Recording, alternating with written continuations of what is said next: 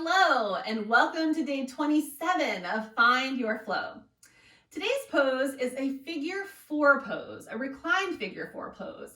And now this is a modification of a one-legged King Pigeon Pose, which is Eka Pada Rajakapotasana. So for those of you that have been doing yoga for a little while and you feel comfortable in pigeon pose, then please feel free to find that as we do this pose in our flow on the 31st day. But I wanted to keep this flow accessible to all, and the reclined version of figure four, which is a modification of pigeon, is a little more accessible for everybody's knees and hip joint. So let's go ahead and get started.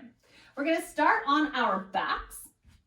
So go ahead and make your way down there. We're going to set up just like we did for bridge pose. So bringing your heels pretty close to your hips. Your knees are about hip distance apart. Spine nice and relaxed down on the floor, and your cervical spine nice and neutral. Now from here, extend your right leg up towards the ceiling, and then place your right ankle on top of your left thigh. The thigh, not the knee. So make sure that it's on the thigh. It can be up high or it could be towards the middle of the thigh, whichever works best for you. Now you might already be feeling this opening in the back part of the hip into the glutes. You might already feel some compression in the front part of the hips and the hip flexors or in the knee. If you do, then this is your edge. Just hang out right here. If you'd like to feel a little more intensity, you can start contracting through the glutes to take that knee forward towards the top of your mat, or even take your right hand and just gently press that hip open a little bit by adding a little pressure on the inside of your right thigh. Now, if figure four feels pretty good for you, then the next step would be to start lifting this left foot off of the mat, flexing the foot, making sure everything's really active down there. This might feel great.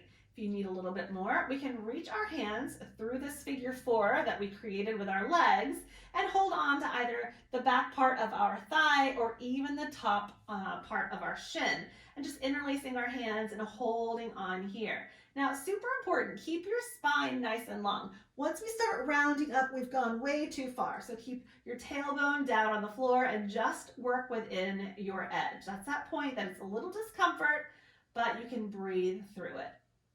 I find that being active through the legs and flexing the feet so the toes come back towards the knee, I get a little deeper into that hip joint.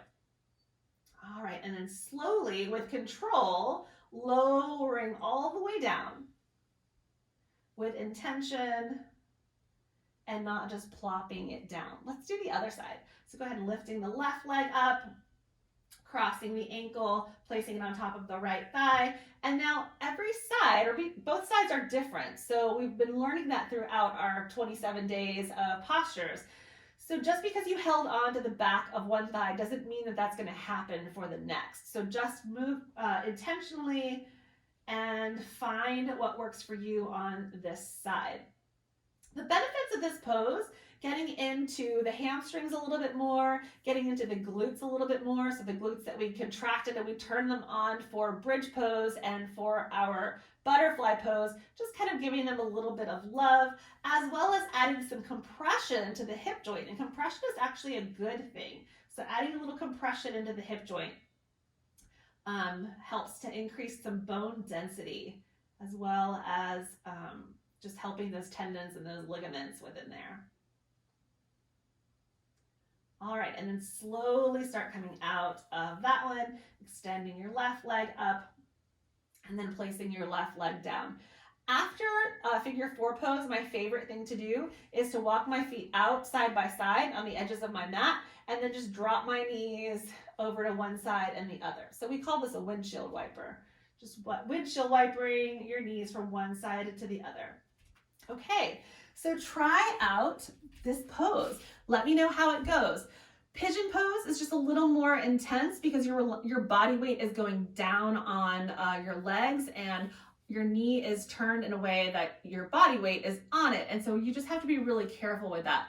So in figure four, the reason I like it is you control the amount of turn in the hip joint. You control the amount of pressure that you add to the leg and the amount of intensity of the movement instead of just using your body weight to get there. All right, so try it out, and I will see you for day 28. Namaste.